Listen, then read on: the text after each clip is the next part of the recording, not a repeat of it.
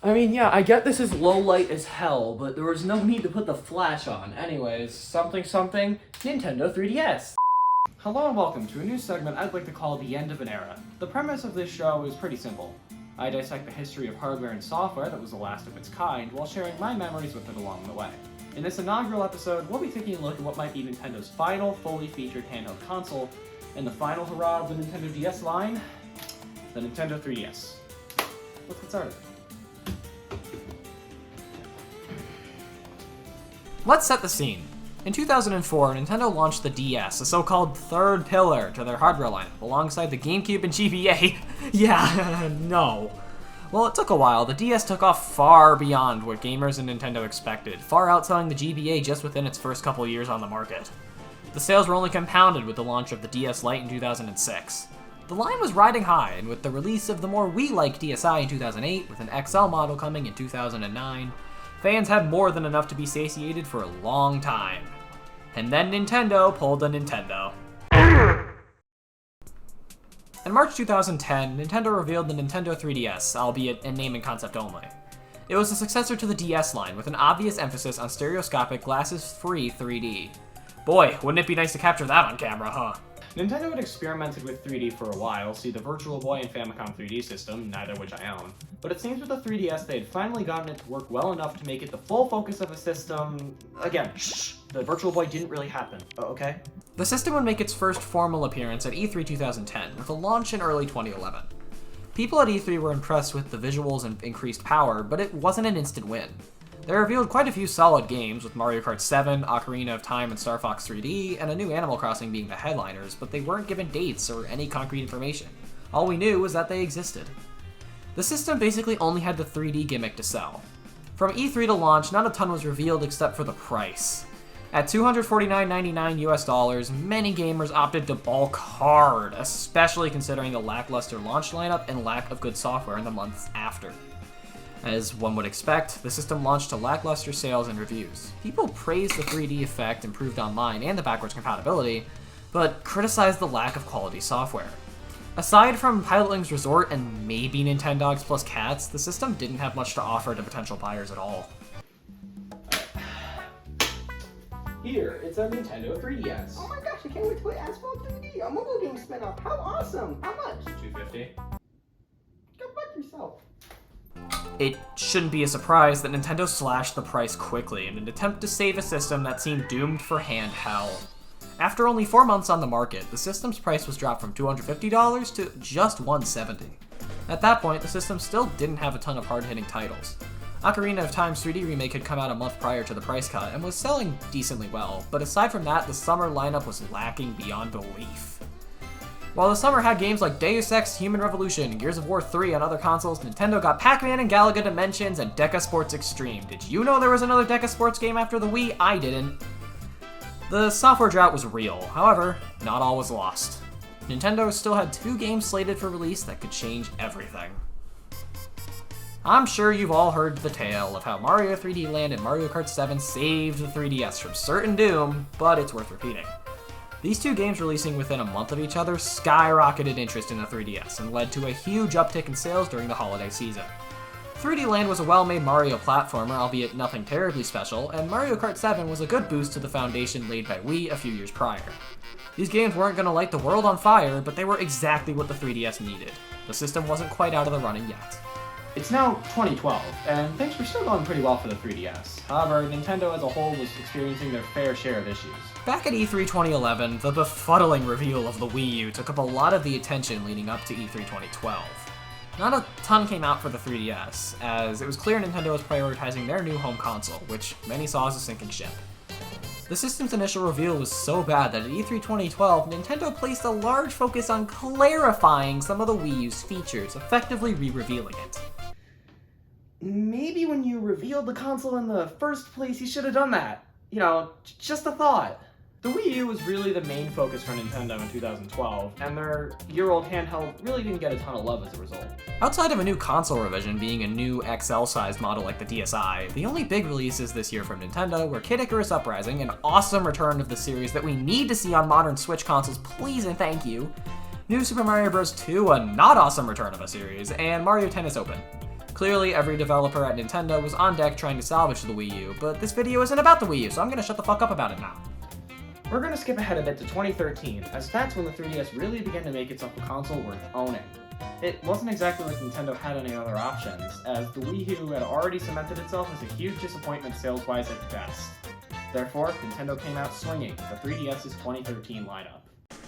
Fire Emblem Awakening, Luigi's Mansion Dark Moon, Donkey Kong Country Returns 3D, Animal Crossing New Leaf, Mario & Luigi Dream Team, the first 3D mainline Pokemon games, Mario Party Island Tour, and The Legend of Zelda: Link Between Worlds all came out this year. Fire Emblem saved its series from death. Luigi's Mansion Dark Moon did an admirable job following up the excellent GameCube original. Animal Crossing New Leaf pushed the series forward in many ways and is still the best Animal Crossing game ever made, and I will not be accepting argument on that. Mario & Luigi Dream Team did its best to follow up Bowser's Inside Story, and I kind of like it. Pokemon X and Y ushered in a new and worse era for Pokemon, and Mario Party Island Tour tried its hardest, and that's really all that matters in the end, isn't it? In my opinion, though, the most impactful release in 2013 was definitely A Link Between Worlds. Nintendo had a lot of balls to try to follow up the second best Zelda game of all time, and to mine and many others' surprise, they managed it incredibly well. The game does away with the series tradition of obtaining new weapons and items through dungeons, instead letting you buy them from a shop before even setting foot into one. This, combined with the expertly designed wall merging mechanic, means that dungeons have way more intricate puzzle designs than ever before. It is still one of the best games you can get for the 3DS, and I highly recommend grabbing a copy. If all of those huge games weren't enough, Nintendo also released yet another console revision this year, that being the Nintendo 2DS. The 2DS was slated as the budget model for the system, with no folding or 3D effect included. Many people rightfully question this, but the 2DS really wasn't that bad. Nintendo sure seems to agree with me, because they kept making the damn thing up until the entire 3DS line was fully discontinued in 2020. Jesus Christ. Moving on to 2014, Nintendo mainly focused on superbly smashing with the bros, I should really stop trying, with not a ton else coming out first-party-wise. The sequel to the Japan-only DS game Tomodachi Collection ended up coming to the West as Tomodachi Life, alongside Kirby Triple Deluxe and Mario Golf World Tour. Third-party showings were pretty decent, though. I mean, if you're getting Shovel Knight, you really can't complain. Obviously, the biggest game for 2014 was Smash for 3DS. The Smash series finally making its way to a handheld relatively unhindered was definitely a huge deal. This was actually my first Smash game I ever went out of my way to own, and man, what an introduction to the franchise this was. Smash 4 is honestly one of the best games of the entire generation, if you ask me, out of nostalgia and sheer impact alone. It being on a handheld helped a lot, but with the insane lineup of fighters, awesome gameplay, and the buttload of marketing and hype surrounding it at launch in the years following, just about any Nintendo fan worth their shit knew about and was probably playing Smash 4. Oh, and the DLC broke the internet. Cloud fucking Strife, man. Who saw that coming? And then, it was 2015. Just about any Nintendo fan remembers just how terrible this year was in terms of games, but it wasn't all bad. The new 3DS launched in most of the world this year after Japan got it in late 2014, alongside the long-awaited 3D remake of Majora's Mask. But aside from that, 2015 had some really bad junk thrown onto the system. Of course, there's the classic spit-in-the-face chibi Robo Ziplash that killed the series, but Nintendo didn't hold off from releasing pure garbage in the form of Mario and Donkey Kong Tipping Stars, Pokemon Rumble World, Animal Crossing Happy Home Designer, and The Legend of Zelda Triforce Heroes, just to name a few.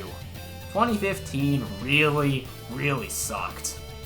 It doesn't help that, unfortunately, Nintendo president Satoru Iwata passed away really early in the year. The only thing that kept Nintendo fans hopeful for the future was the promise of the NX, but even that was still a few years out. And then it was 2016! Imagine if 2015 just happened again. Like, no real differences in software quality whatsoever. It just sort of happened again. That's pretty much what 2016 was. Mario and Luigi Paper Jam! Fire Emblem Fates, I'll die on the hill that it sucked. Hyrule Warriors 10 FPS, Legends! Mini Mario and Friends Amiibo Challenge, another series killer. Metroid Prime Metroid Prime fucking horseshit never should have been released. Mario Party Star Rush, Pokemon Sun and Moon, they're responsible for killing my interest in any Pokemon game, and the absolutely baffling release of Super Mario Maker for 3DS. We did get the best Kirby game in Planet Robobot this year, but man, there was nothing good released in 2016. Mario & Luigi Paper Jam was the last original game in the Mario & Luigi series, and it was a freaking horrible finish. Hyrule Warriors was a joke on non-new 3DS systems. Metroid Prime Fuck You Force was Federation Force. There's not much else that needs to be said. Mario Party Star Rush didn't need to exist. Pokemon Sumo was a cutscene disguised as a video game, and it somehow wasn't made by David in my game's all women are whores cage. and Mario Maker 3DS was just unnecessary. 2016 was just an awful year for Nintendo fans overall, as the Wii U rotted to death and the NX reveal promise got dragged out to fucking October. I gotta admit, if the NX didn't get revealed as the Switch, I'd say it was easily the worst year the company has ever seen during its time as a gaming juggernaut. So with how the last few years went for the 3DS, I'm sure you're probably expecting 2017 to go exactly the same, but you would actually be wrong.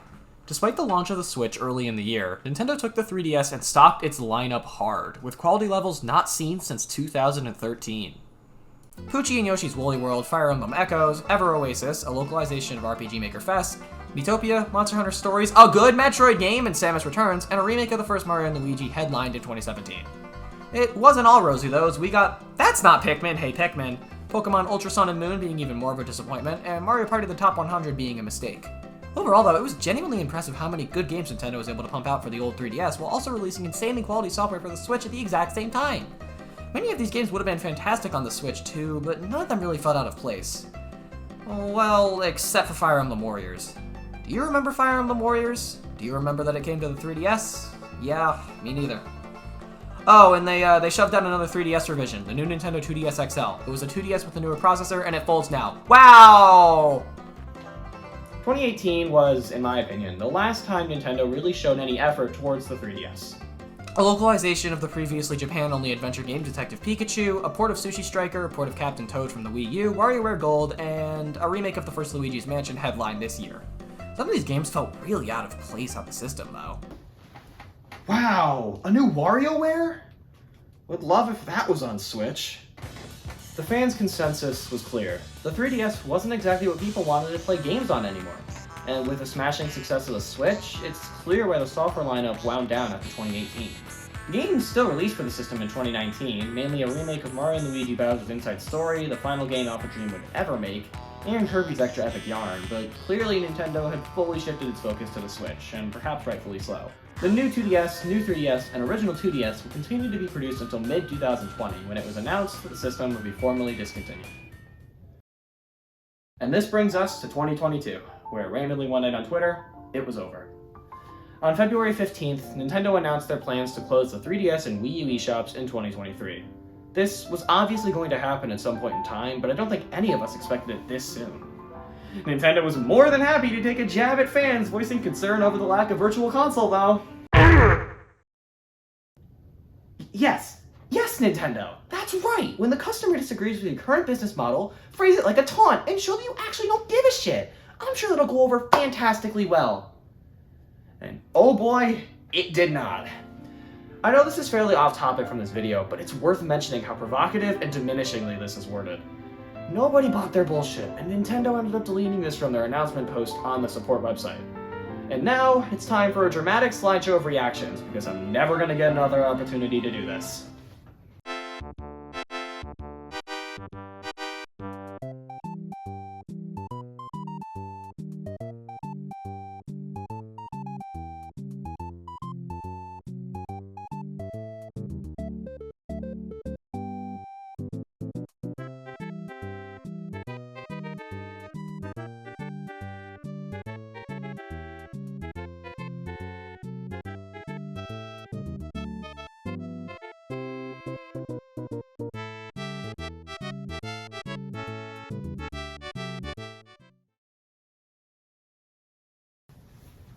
Whew, yeah.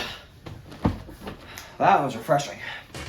The closure of the 3DS and Wii U eShop means the death of Virtual Console, and with it, hundreds of games unplayable anywhere else. I don't normally advocate for piracy if it's reasonably possible to obtain the game legally, but in this case, Nintendo's laid their cards firmly out on the table. They don't give two shits about leaving their back catalog available for you, so pirate it. Nintendo won't give you a better solution for current consoles. You can't get hundreds of 3DS or Wii U games legally, period, after 2023. There are tons of Virtual Console games that are prohibitively expensive nowadays to buy an original copy. If Nintendo doesn't want you to play them through legal methods, you really can play them through illegal ones. Obviously, you should buy your games whenever possible, but when it's a toss-up between a mysterious Murasame Castle requiring a full Famicom disk system setup to play on original hardware, or a digital release on the 3DS that you'll never be allowed to play legally again in a year, I think your choices are fairly clear. now that I'm finished with that rant, let's go over my personal history with the 3DS as a console. I got a red 3DS in Christmas of 2011 and played it to death. I had Nintendogs plus Cats, Super Mario 3D Land, and a bunch of Eshop titles. And then I lost it at a friendly's and never saw it again in like 2013. Nice going, past me. About a year after that debacle, I got a blue 3DS XL. That system was great too. I got tons of Virtual Console games, Mario Kart 7 and Animal Crossing, before breaking that system's touchscreen and effectively rendering it useless. I suffered with a touchscreen that constantly tapped in the top right corner until my parents relented and got me an aqua blue original 3DS as a replacement downgrade that Christmas. I mostly used that system for Pushmo and Mario Kart before losing it as well. Can you tell I didn't take very good care of my things as a kid? I got a 2DS in Christmas of 2015 after begging my parents for one the entire year prior, and my brother got a new 3DS XL. I used that 2DS for the longest time, and there's video footage. I played Smash 3DS to death on that thing, alongside tons of Pokemon, Animal Crossing, and Majora's Mask. I eventually was given my brother's new 3DS XL, which has been my main 3DS ever since. I've got more nostalgia for the 3DS than any other system I've ever owned, and I mainly chalk that up to the time it released. I had a 3DS for basically my entire time as an adolescent and never stopped playing it throughout. Even when I got a Switch, I still kept booting up the old 3DS every once in a while, just for fun. Sure, a lot of those boots were because I ended up hacking the thing, which I highly recommend you do, but still, I played tons of stuff on these systems. It's how I was introduced to tons of my favorite game series too. Zelda, Metroid, Animal Crossing, Smash Bros, the list goes on. The 3DS is easily one of the best consoles Nintendo has ever produced, and is in my opinion truly iconic. Aside from the Switch Lite, which can be argued as a dedicated handheld, I would more define it as a 2DS to the Switch, and not an entirely new platform, Nintendo has never attempted a portable-only system since the 3DS. Obviously, this is because of the Switch, a console that totally obsoletes that. It's both a TV-focused and handheld-focused experience, and it's objectively the best way to handle a system, if you ask me. This cements the Nintendo 3DS, the final pillar of Nintendo's most successful market by far, as the end of an era.